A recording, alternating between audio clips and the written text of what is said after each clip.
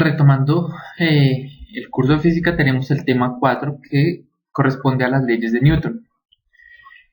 En este apartado vamos a ver fuerzas e interacciones que hay en un cuerpo. Vamos a ver qué es un par fuerza. La primera ley de Newton, que establece la ley de la inercia. La segunda ley de Newton, que establece la relación de la proporcionalidad que hay entre una fuerza y una aceleración. Por consiguiente, vamos a ver masa y peso, cómo están relacionadas a partir de ello en la segunda ley de Newton y la tercera ley de Newton, ¿ok? Entonces, empecemos. Mediante este ejercicio vamos a ver cuáles son las interacciones que hay entre fuerzas, ¿ok? Entonces, tres luchadores profesionales pelean por el mismo cinturón de campeonato. Vistos desde arriba, aplican al cinturón las tres fuerzas horizontales de la figura 4.8a, es decir, esta de aquí. Las magnitudes de las tres fuerzas son F1 250 newtons, F2 50 y F3 120. Obtenga las componentes X y Y de la fuerza neta sobre el cinturón, así como la magnitud y dirección de la fuerza neta. Entonces recordemos, la fuerza básicamente son vectores, ¿ok? Entonces, la suma de las componentes horizontales y verticales van a dar otro vector muy diferente a sus componentes originales. En este caso, recordando la descomposición de vectores, tenemos la fuerza 1, que tiene de magnitud 250. Vamos a tomar el ángulo a partir de el primer cuadrante, es decir, de la posición del X positivo hacia acá, ¿ok? Si tenemos acá 53 grados, pues el ángulo que hay de aquí hasta acá va a ser 127, ¿ok? Entonces, la fuerza 1 va a ser en su componente X la magnitud, es decir, 250 por coseno de 127, que nos da este valor. Lo mismo para Fy. F1, seno de 127 igual a 199, casi 200. Para la F2, notemos que solo tiene componente en X. ¿Eso qué implica? Que la componente X va a ser igual a la magnitud que nos dio inicialmente, es decir, de 50 newtons, mientras que su componente en Y va a ser igual a 0.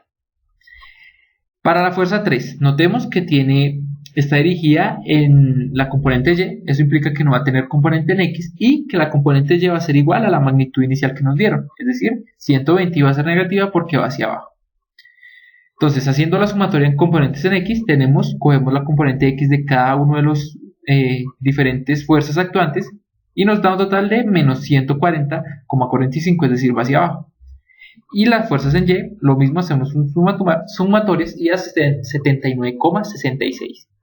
Segundo paso, como ya tenemos las componentes, pues simplemente vamos a hallar la magnitud de la fuerza resultante, es decir, las componentes al cuadrado. Ya hicimos esa operación y simplemente vamos a hacer la radicación, que nos da que la magnitud de la fuerza resultante es 128 newtons, pero nos falta la dirección. Recordemos que mediante vectores se halla mediante el arco tangente de la componente opuesta, es decir, la de Y sobre la de X. Eso me va a dar menos 38,41 grados. Recordemos que para la ubicación de la dirección de un vector lo que tenemos que hacer es compararlo respecto a sus componentes.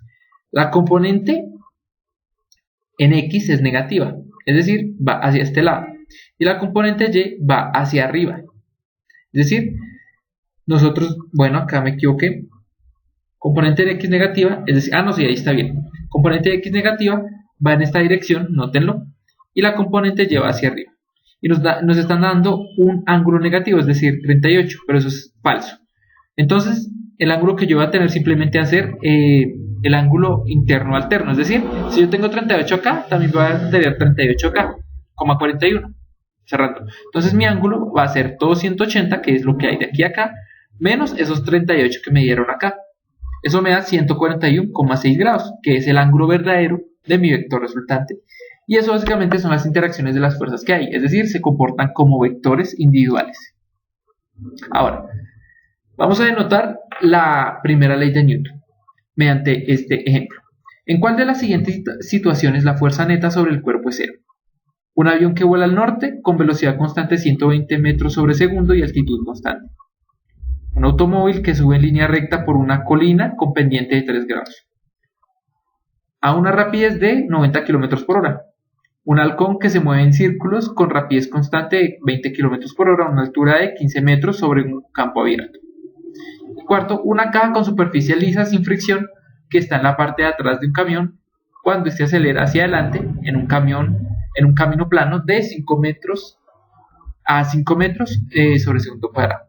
Entonces, primer caso, un avión que vuela al norte con rapidez de 120 metros sobre segundo, o sea, y altitud constante. Entonces, la primera ley que establece, si un cuerpo está en un estado inercial, va a permanecer en un estado inercial si no se le aplica una fuerza. ¿Eso qué implica? Cuando un cuerpo está estable significa dos cosas. Primero, que está estático, o segundo, que a una velocidad constante. Eso que implica que la aceleración es cero. Lo que nos están diciendo acá es que el avión va con una rapidez constante efectivamente y una altitud constante.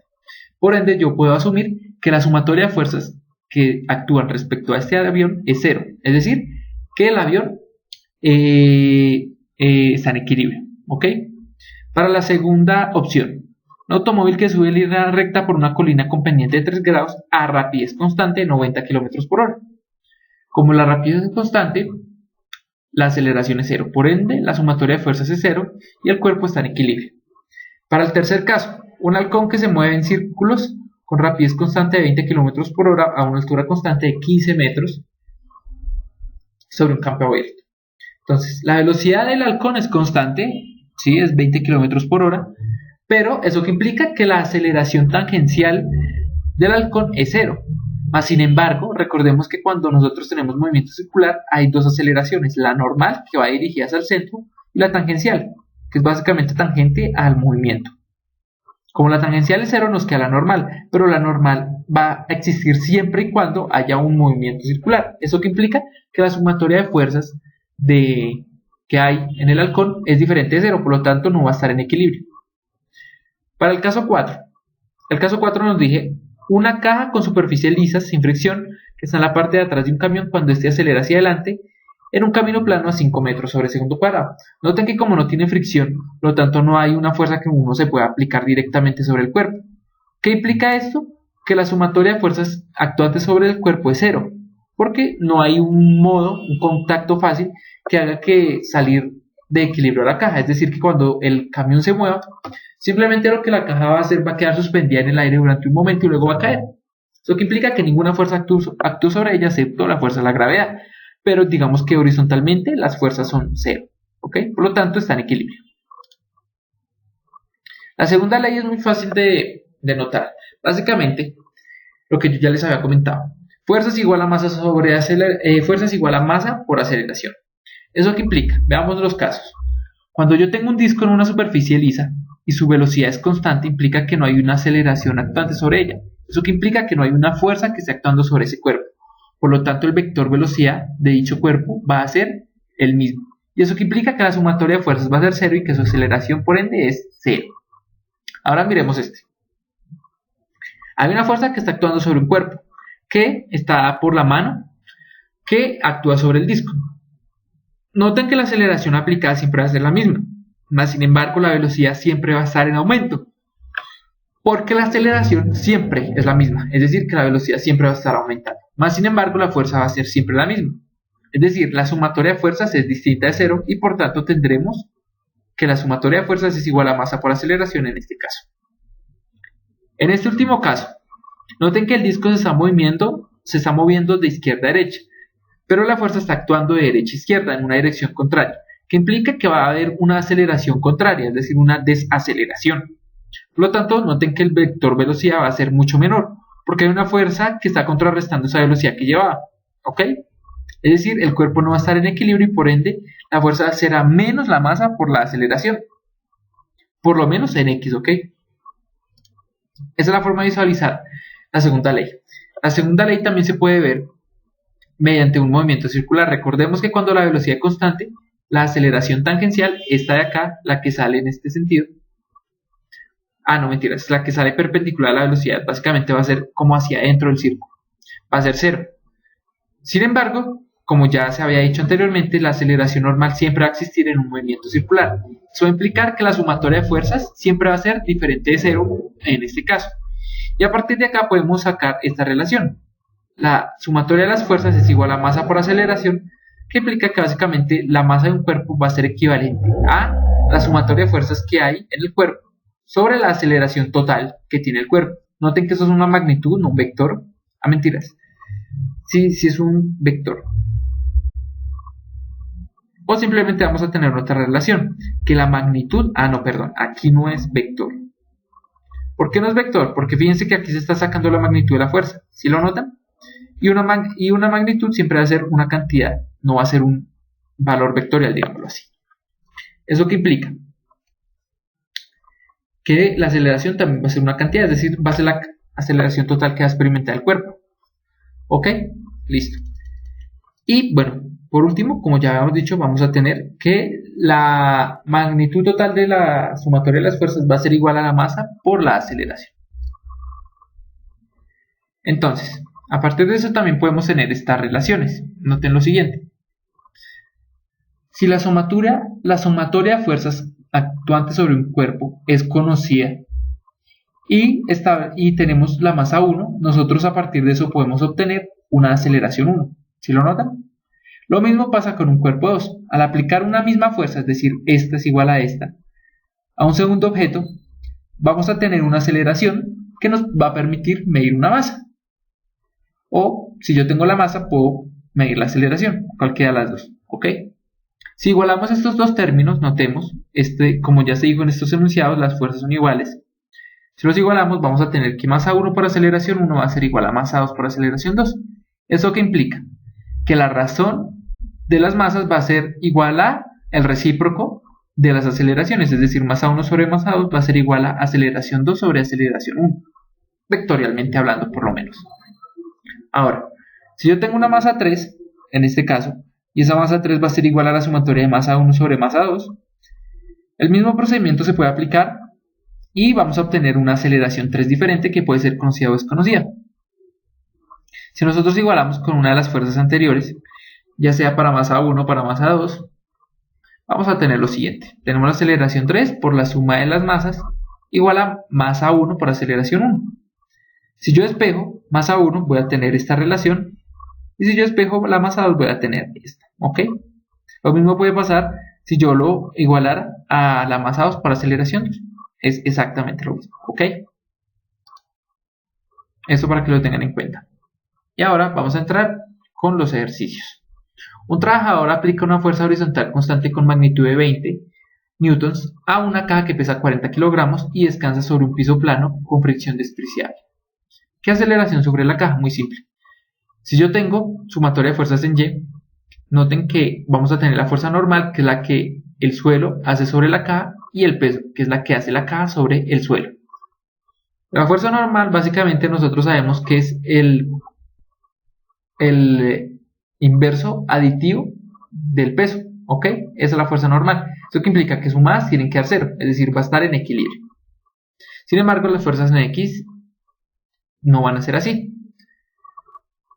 Notemos que hay solo una fuerza en X que es 20 newtons y va en dirección izquierda-derecha, positiva.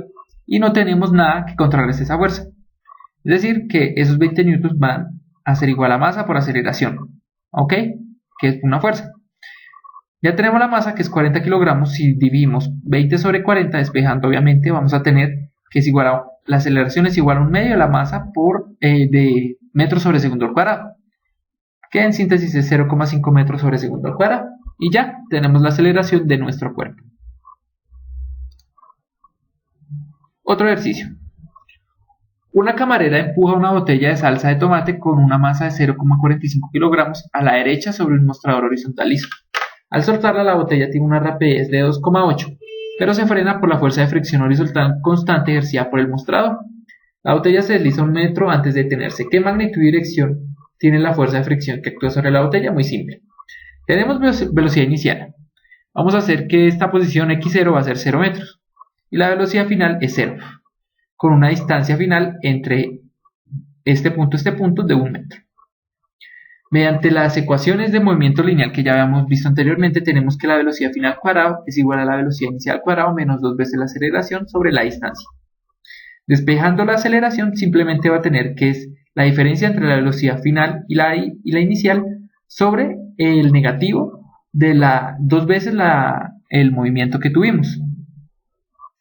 La velocidad final, como sabemos, es 0, la inicial es 2,8 y la diferencia de distancias es 0 menos 1 metro, que es esta de acá, multiplicada por 2.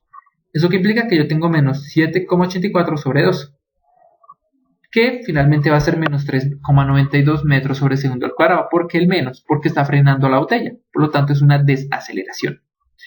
En síntesis, nos están pidiendo cuál es la magnitud y dirección de la fuerza. La fuerza va a ser igual a masa por aceleración, que es esta que nos dio acá, la desaceleración, que en síntesis es menos 1,764 newtons, que equivale a menos 0,18 newtons. Esa es decir, la magnitud. ¿Y cuál es la dirección? Pues de izquierda a derecha, muy simple, ¿ok? Y ya terminamos nuestro segundo ejercicio.